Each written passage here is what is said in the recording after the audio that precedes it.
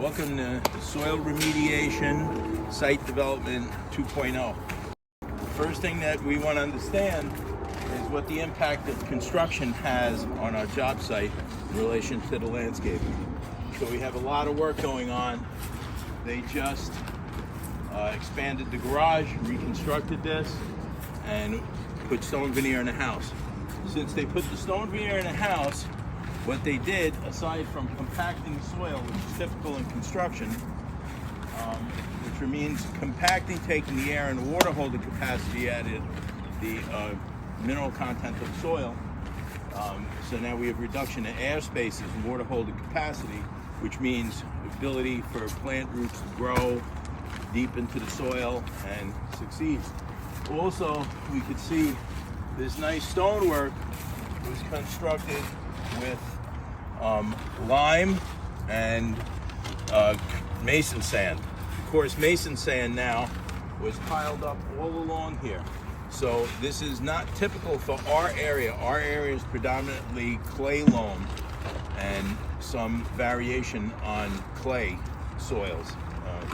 So in this case, we have way more sand than you usually would have, which is not a bad thing in and of itself.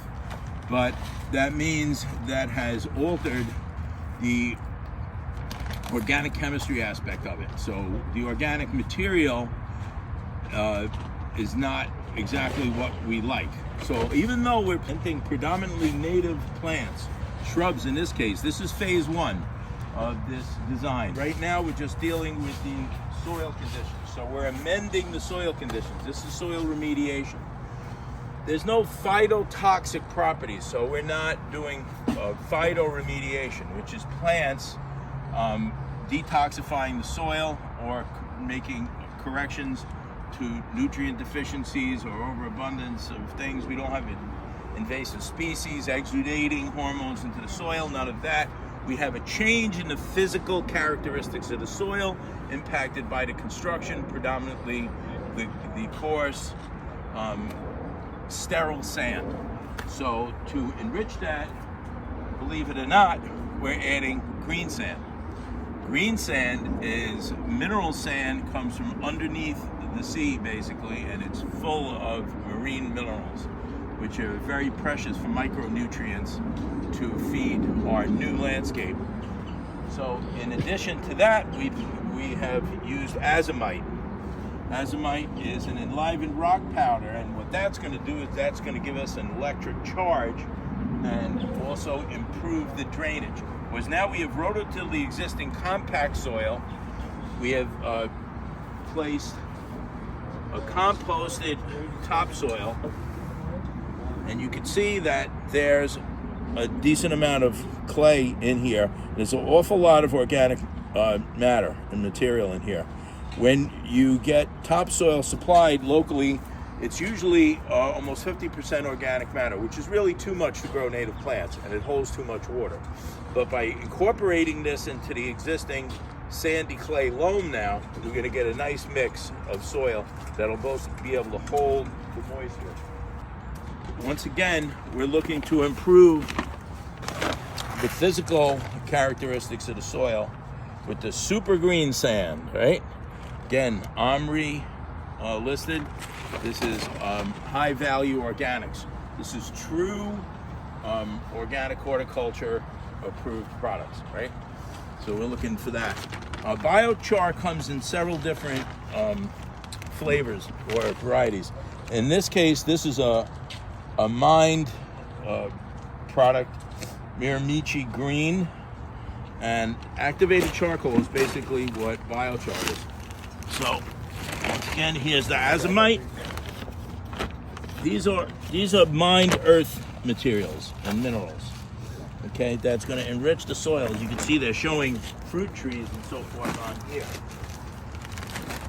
One of the things that's essential to our planting success is this biochar blend.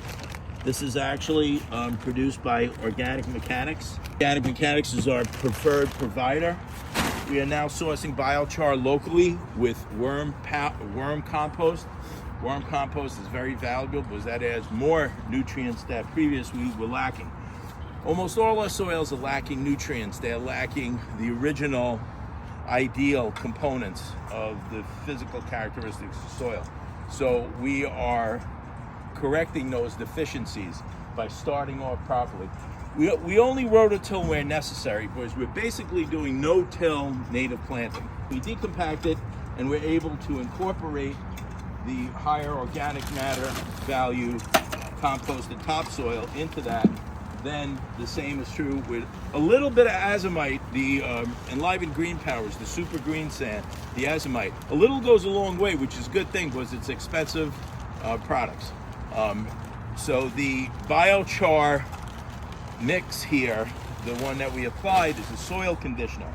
So we apply that as a top dressing and then once again incorporate it. Then we use the soil enriched biochar blend, which is a blend of compost, which makes it, it's a very fine charcoal that's biochar that's incorporated into a fine compost, which is ideal for planting. It's going to hold water, it's going to hold the microbes necessary to start life. So one of the last things that we're going to do is we're going to inoculate the planting hole with a whole nother series of true organic products and organic fertilizers and such.